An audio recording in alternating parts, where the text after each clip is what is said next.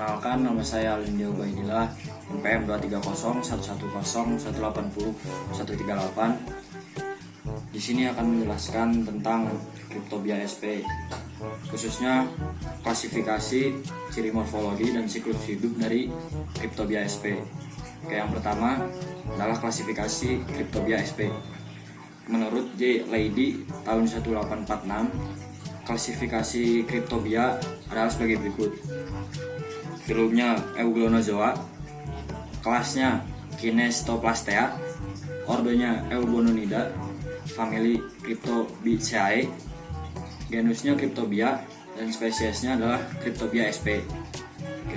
Kemudian morfologinya itu yang pertama ada Cryptobia branchialis, ukuran panjangnya capai 14-23 mikrometer dan lebarnya 3,5 sampai 6,0 mikrometer.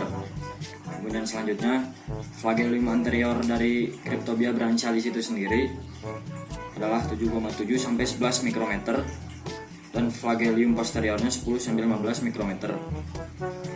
Kemudian tahap ekstraseluler Cryptobia dari Illuvians berbentuk oval sampai memanjang. Panjangnya mencapai 5,5 sampai 12,5 mikrometer dan lebarnya 3,5 sampai 5,5 mikrometer. Kemudian selanjutnya ada Cryptobia salmostica. Itu bentuk tubuhnya memanjang. Panjangnya bisa mencapai 14,9 mikrometer dan lebarnya 2,5 mikrometer. Spesimen kering udara Cryptobia bullockii memiliki panjang 17,6 mikrometer sampai lebar 2,7 mikrometer. Kemudian setelah Cryptobia bullockii ada flagellum dari bullockii itu sendiri. Flagellum anteriornya 13,1 mikrometer dan flagellum posteriornya 8,5 mikrometer. Selanjutnya siklus hidup. Siklus hidup dari Cryptobia itu sendiri, tahap infeksi parasit ini berada dalam air dan selanjutnya menginfeksi inang yang sama atau inang yang lain dan menyebar dalam populasi ikan. Parasit ini memerlukan vektor atau inang perantara berupa pacet ataupun intah.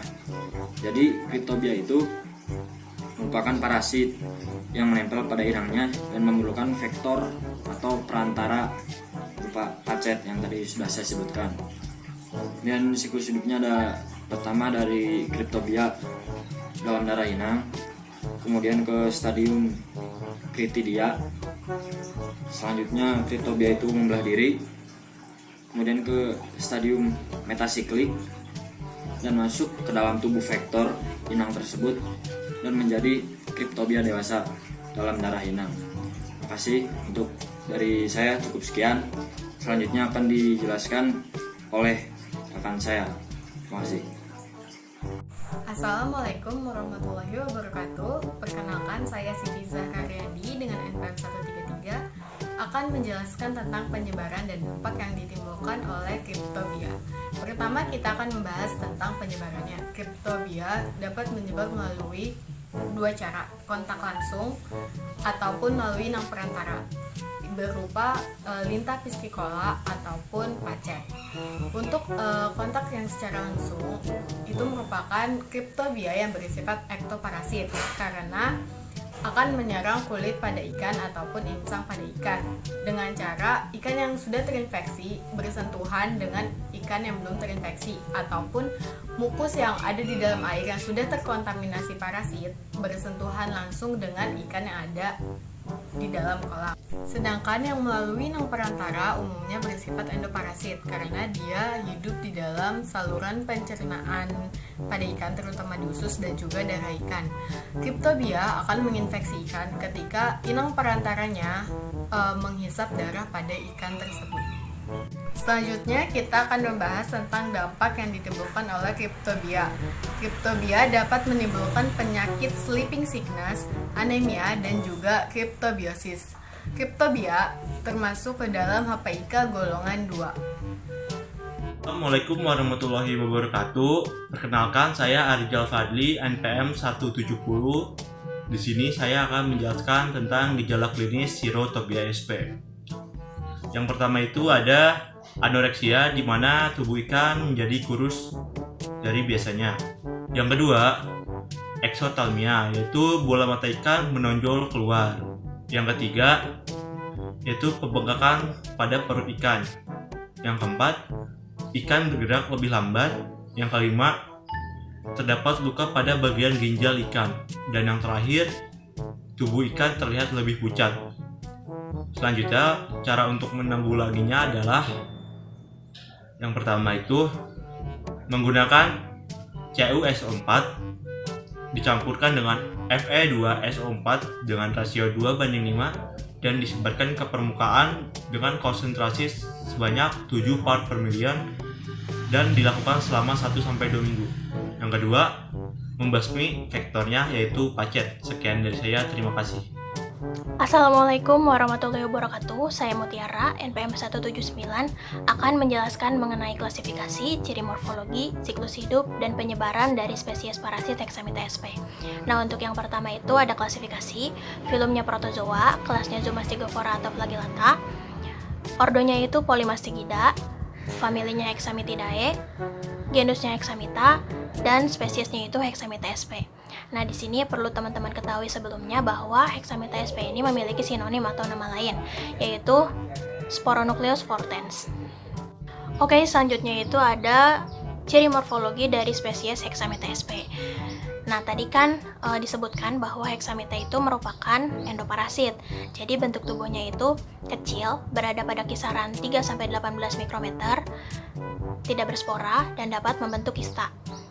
Nah, kalau di gambar kita bisa lihat bahwa di bagian anteriornya itu terdapat 6 flagel dan pada bagian posteriornya itu ada 2 flagel. Nah, menurut Kurniawan tahun 2012, Hexamita ini memiliki 2 inti dalam satu tubuhnya dan tubuhnya itu berbentuk seperti buah pir. Menurut Fu dan Poynton tahun 1995, bentuk tropozoid dari Hexamita sp ini bermacam-macam atau bervariasi dari mulai bulat, oval sampai memanjang itu ada. Nah, setiap sel dari Hexamita ini berbentuk simetri bilateral, di mana bagian kanan sama bagian kiri tubuhnya itu sama. Dan pada setiap sisi dari Hexamita ini memiliki 4 buah flagel. Lalu selanjutnya ada siklus hidup dari Hexamita sp. Nah, perlu kita ketahui sebelumnya bahwa Hexamita sp ini merupakan parasit yang berkembang biak dengan cara pembelahan biner. Menurut Powder et al. Tahun 2005, Hexamita juga mengalami stadium tropozoid dan stadium kista, di mana 2 stadium tersebut merupakan stadium infeksius bagi ikan. Nah, parasit Hexamita ini hidup pada saluran pencernaan dan melekat pada permukaan epitel usus. Nah, protozoa ini dapat berenang dengan bebas karena dia memiliki flagel di usus tersebut dan bentuknya itu masih stadium tropozoid. Dan nanti ketika mendekati kolon atau mendekati saluran pembuangan, si tropozoid ini akan berubah menjadi kiste dengan ditandainya ekor atau flagelnya memendek, lalu sitoplasma mengental dan dindingnya itu menebal. Lalu setelah itu terjadilah pembelahan biner. Di situ terjadi pembelahan biner yang tadinya misalkan 2 nukleus jadi 4 nukleus, jadinya 4 jadi 8, 8 jadi 16, dan begitulah seterusnya. Lalu si kiste tersebut akan keluar dari tubuh inang bersama feses. Seperti itu. Untuk penyebaran penyakit dari Hexamita sp ini, menurut Mu et al. Tahun 1990, Hexamita ini ditemukan pada ductus digestivus ikan air laut maupun ikan air tawar. Nah, jadi infeksinya itu terjadi dari inang ke inang, dari inang yang sakit ke inang yang sehat, melalui feses. Dimana kan tadi telah dijelaskan di dalam feses ini terdapat kista, yang nantinya jika termakan, dia akan berkembang di dalam usus inang yang sehat menjadi tropozoid, dan begitulah seterusnya. Assalamualaikum warahmatullahi wabarakatuh. Saya Naban Takyudin, FM 174 akan menjelaskan dampak gejala klinis dan pengendalian dari Hexamita sp. Menurut Freud dan Young 2015, pada kondisi normal protozoa berada di saluran pencernaan dengan jumlah yang sedikit dapat menimbulkan infeksi. Namun pada saat ikan stres, protozoa akan secara cepat bermultiplikasi dan menjadi infeksi. Kematian dapat terjadi apabila Hexamita sp menyerang organ dan menyebabkan kerusakan fatal pada organ tersebut. infeksi Hexamyces sp ini dipupuk dengan kehadiran infeksi lain seperti Aeromonas. Kemudian pada gejala klinis, ikan yang terinfeksi Hexamyces sp ini akan terlihat lebih kurus dan perut menjadi buncit karena kurangnya gizi dan lebih sulit makan. Saluran pencernaan akan terisi dengan bahan mukoid warna kuning dan seperti lendir. Pada ikan muda akan mengalami anoreksia sehingga menyebabkan gangguan pertumbuhan dan ikan mengalami enteritis akut. Enteritis ini merupakan kadang usus halus. Selain itu, Freud dan Anon menyebutkan bahwa gejala klinis dari ikan yang terinfeksi akan menyebabkan perubahan warna kulit ikan yang terinfeksi menjadi hitam dan feses menjadi warna putih. Lanjut pada pengendalian, karena Hexamyces sp ini merupakan HPIK2, maka terdapat pengendaliannya, diantaranya dengan perendaman garam dapur sebanyak 300 ppm dan kalium permangat sebanyak 4 ppm selama 12 jam. Kemudian ada metode lembu 2-6 ppm sampai 3-5 hari. Perendaman dengan formalin 10-15 ppm selama 24 jam lalu dengan Malaysia Green 0,1-0,15 ppm selama 24 jam setiap 2 hari sekali disuling. Malaysia Green ini dapat dijumpai di toko-toko ikan berupa garam hijau. Lalu ada kuprik sulfat sebanyak 0,5-1 ppm selama 24 jam atau lebih. Lalu dengan kalium pemangat 2-5 ppm selama 15-30 menit. Selain dengan perendaman, pengobatan juga dapat dilakukan dengan memberi campuran metronidazol pada pakan sebaik 50 mg per kilogram bobot pakan selama 5 hari berturut-turut.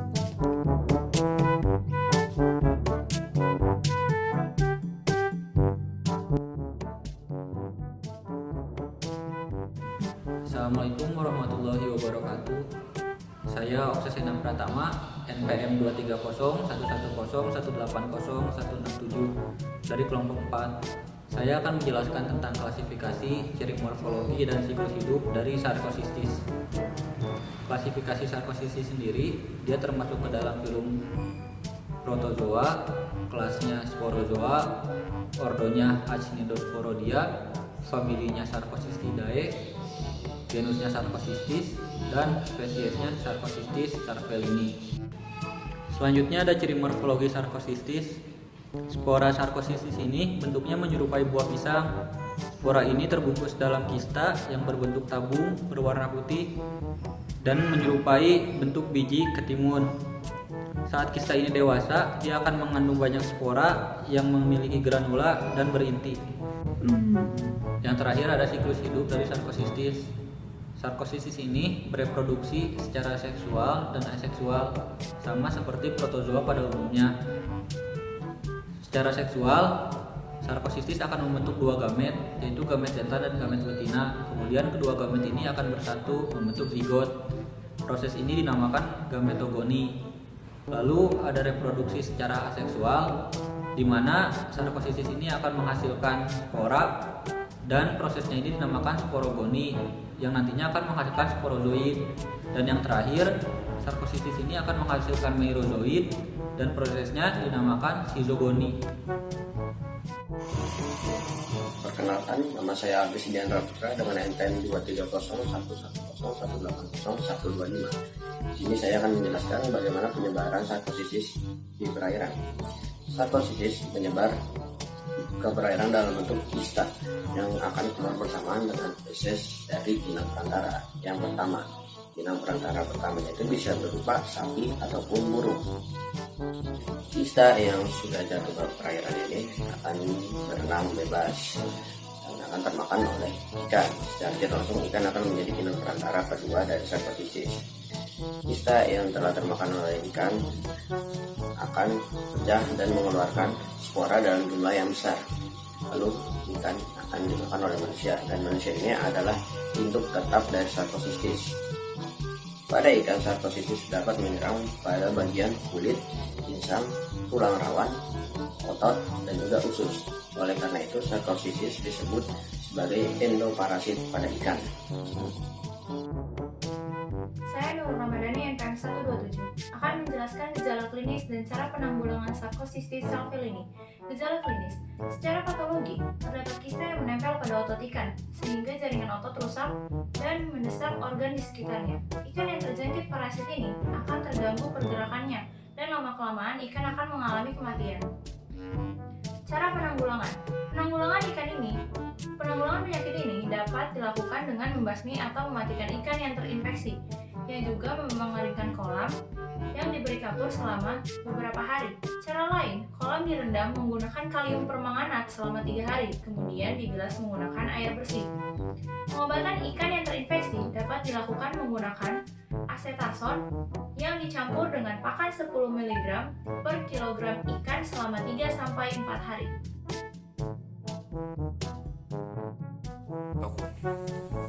Selanjutnya ada klasifikasi dari Dermositidium, bisa dilihat di sini. Selanjutnya ada morfologi dari Dermositidium sp.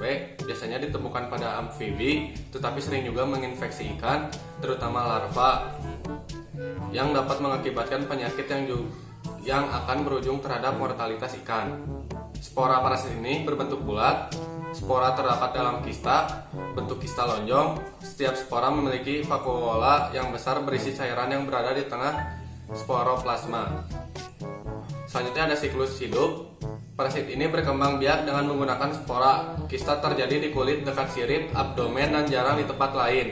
Tahap awal siklus hidup untuk beberapa Dermositidium sp adalah plasmodium. Berkembang dari sel-sel induk plasmodium yang berdinding tipis, terjadi pertambahan diameter sekitar 10 kali dari diameter sel induk. Inti plasmodium sel induk berdegenerasi dan mengandung struktur kromatin retikuler yang padat. Nampak jelas menyebar di antara tetesan lipid dalam plasmodium. Inti sel muncul kembali selama fragmentasi plasmodium tersebut. Sporon yang terbentuk melakukan pembelahan membentuk sporoblast, yang mana tetesan lipid yang kecil berinklusi ke non-lipid. Inklusi tumbuh dalam ukuran sesuai untuk masuknya spora utama Dermositidium. Sporogenesis terjadi terutama di musim panas dan terus bisa sampai musim gugur.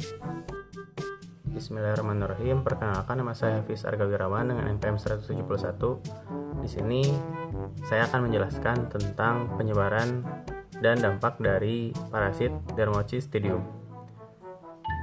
Parasit Dermositidium ini merupakan parasit yang bersifat ektoparasit. Oleh sebab itu, bagian-bagian ikan yang diserangnya berupa kulit, sirip, otot, dan insang. Parasit ini masuk ke dalam tubuh ikan dengan cara menembus kulit ikan. Nah, dengan cara tersebut itu pula, parasit ini memungkinkan terjadinya infeksi sekunder, sehingga bakteri atau parasit lainnya dapat masuk dari luka yang disebabkan oleh parasit ini.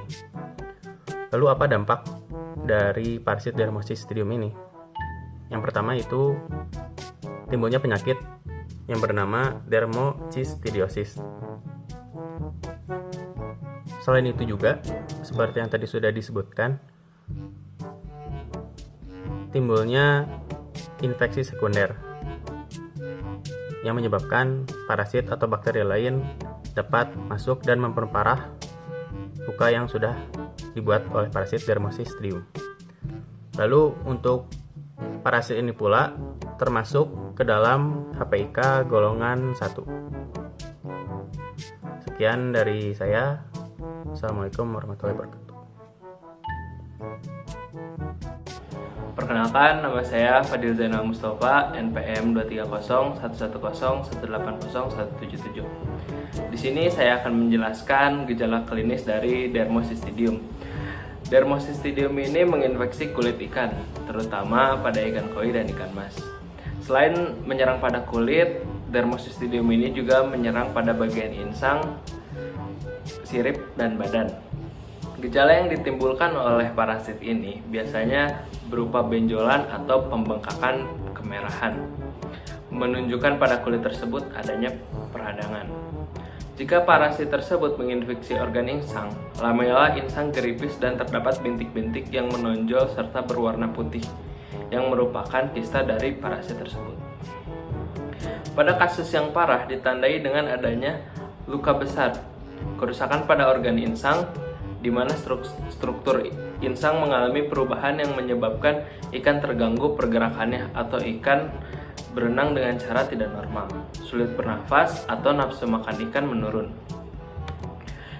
Pada slide selanjutnya kita bisa lihat gambar dari ikan yang terinfeksi. Pada gambar yang sebelah kiri, Anda bisa lihat itu lamela pada insang. Dan ini yang satu lagi bintik kemerahan yang tadi sudah saya sebutkan. Selanjutnya cara penanggulangan jika ada ikan yang terinfeksi oleh Dermocystidium. Penyakit ini belum ditemukan cara pengobatan yang tepat, tetapi dapat dilakukan pencegahan agar tidak menyebar pada ikan yang lain.